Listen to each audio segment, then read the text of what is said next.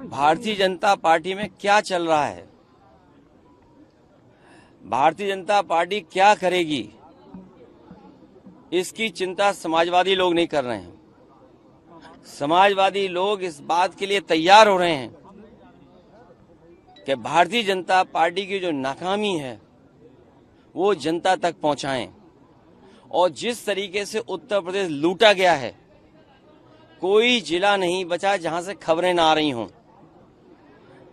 फतेहपुर जिले में उन्हीं के पदाधिकारी, उन्हीं के नेताओं पे आरोप लगा रहे हैं, और आरोप कोई छोटा मोटा नहीं लग रहा है। आरोप ये लग रहा है कि जिन पे कोई जमीन नहीं थी खेती के लिए, उन पे कई सौ बीघा जमीन आ गई है। जेवी मशीन खरीद ली है, जेसीबी, डंपर खरीद लिए हैं, ट्रक खरीद लिए हैं। जो जमीनें विवादित थीं वो कब्जा कर लिया है, तालाब की जमीनें कब्जा कर ली हैं। अगर एक जिले में भारतीय जनता पार्टी के सब नेता भूमाफिया बन गए हों, और हम और आप लोग कई बार चर्चा कर चुके हैं बैठ करके कि अयोध्या में सबसे ज्यादा जमीनों का अगर किसी ने कब्जा किया तो भारतीय जनता पार्टी ने किया। हमने आपने देखा कि कहां अयोध्या की एक महिला जो नौकरी की तलाश में और अपने इंटरव्यू के लिए वाराणसी गई, और जब लखनऊ आई तो यहीं पर उसके साथ क्या क्या हुआ, बलात्कार हुआ, उसकी जान ले ली गई। सरकार कानून व्यवस्था पे काम नहीं कर रही है। ये कह देना कि इनकाउंटर से कानून व्यवस्था ठीक हो जाएगी, तो फिर इसका मतलब यह है कि जो पहले इनकाउंटर हुए थे उसके बाद तो कोई आपराधिक घटना उत्तर प्रदेश में नहीं होनी चाहिए थी। जो पुलिसिंग है, पुलिसिंग नहीं हो रही, और पुलिसिंग इसलिए नहीं हो रही है क्योंकि अधिकारी और कर्मचारी सब लूट में लगे हैं।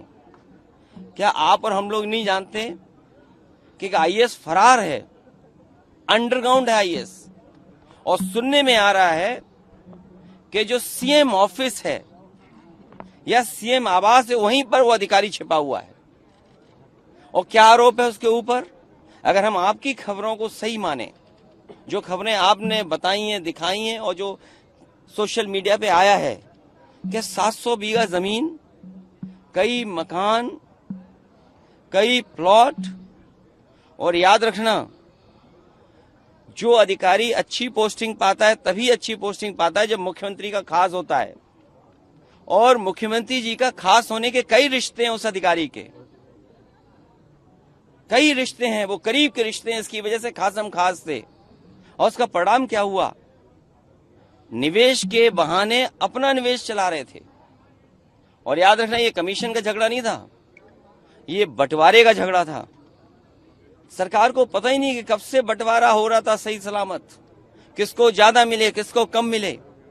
और लखनऊ में केवल एक अधिकारी नहीं, भारतीय जनता पार्टी के चुने हुए लोग, आप जानकारी कर लें, मोहनलालगंज तहसील, सरोजनी नगर तहसील, हमारे नेता भी होंगे यहां पर मौजूद, उन तहसीलों के सबसे ज्यादा जमीनें भारतीय जनता पार्टी के नेताओं ने कब्जा किए और भूमाफिया बनकर के आए हैं। वो भारतीय जनता पार्टी के सेवक लोग नहीं हैं, वो भूमाफिया हैं।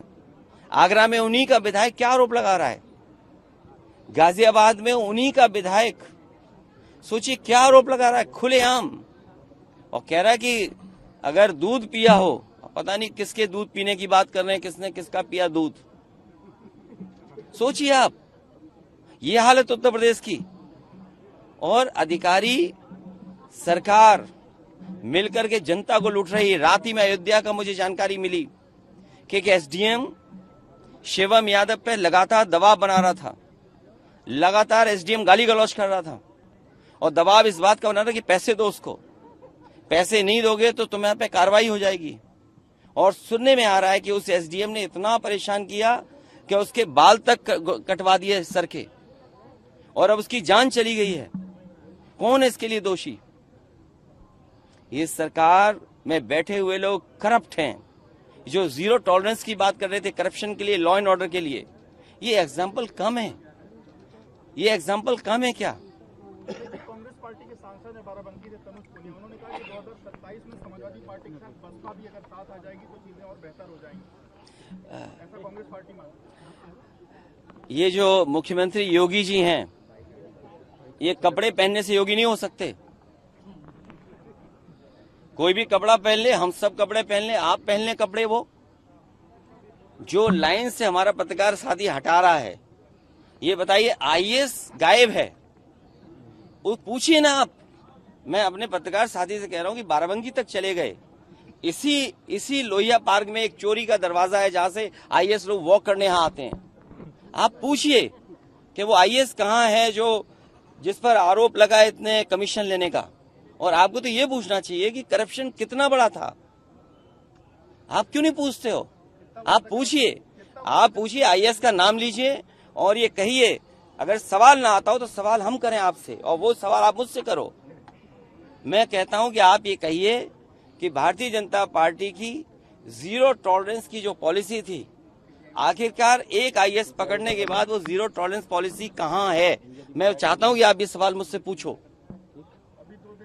सर, राम जी मैं आपसे चाहता हूं ये सवाल पूछो आप। 2 दिन पहले एक आईएएस के ऊपर कार्रवाई हुई, कार्रवाई पर आप क्या कहेंगे? देखिए पत्रकार साथी, बिको मत, कार्रवाई नहीं हुई है। ये कार्रवाई नहीं हुई है। आप सवाल ये पूछिए कि जिस आईएएस ने कमीशन लिया वो कमीशन कहां तक जाता था, और उसके साथ साथ एक बात और पूछिए, आपके बगल के प्रदेश में 50 करोड़ रुपया पकड़ा गया था किसी के यहाँ। चलिए, मैं नहीं कहता हूं, मैं आप ही से कहता हूं कि आप ये बताओ वो किस आईएएस पर आरोप लग रहा था। मैं आपको 1000 रुपए इनाम दूंगा।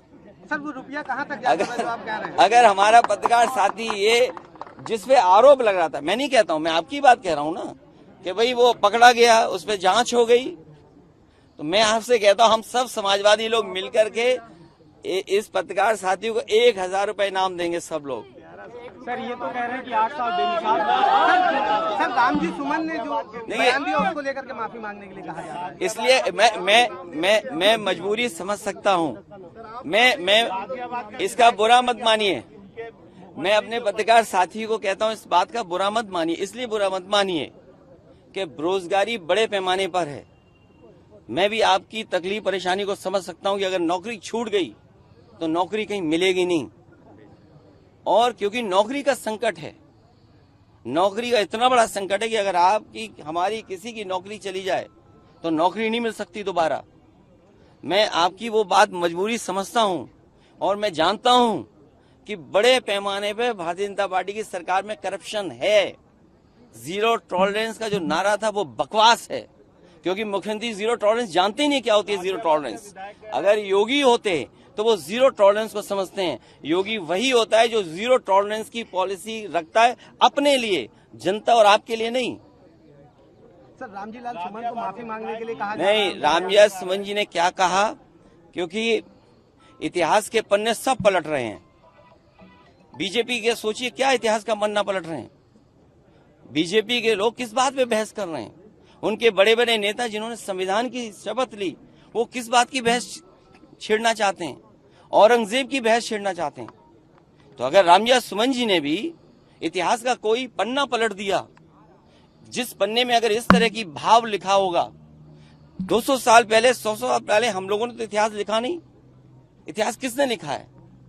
इसलिए भारतीय जनता पार्टी से पूरे उत्तर प्रदेश की हमारी समाजवादी पार्टी की तरफ से निवेदन है कि इतिहास के पन्ने ना पलटें, क्योंकि इतिहास के पन्ने अगर पलटे जाएंगे तो लोग ये भी याद करेंगे कि छत्रपति शिवाजी महाराज जब उनका तिलक होना था तो किसी ने उनका तिलक नहीं किया, और हाथ से तिलक नहीं किया गया। सुनने में आ रहा है कि पैर के बाएं अंगूठे से उनका तिलक किया गया था। क्या भारतीय जनता पार्टी इस बात की निंदा करेगी? आज जो लोग विकसित भारत का सपना देख रहे हैं, आप इतिहास के पन्ने पलटिएगा। कभी गैलीलियो ने कहा था कि धरती कैसे घूम रही है, किसका चक्कर लगा रही है, उसे सजा दे दी थी, मौत हो गई थी उसकी। 400 साल बाद उस चर्च ने माफी मांगी उस बात को लेकर के।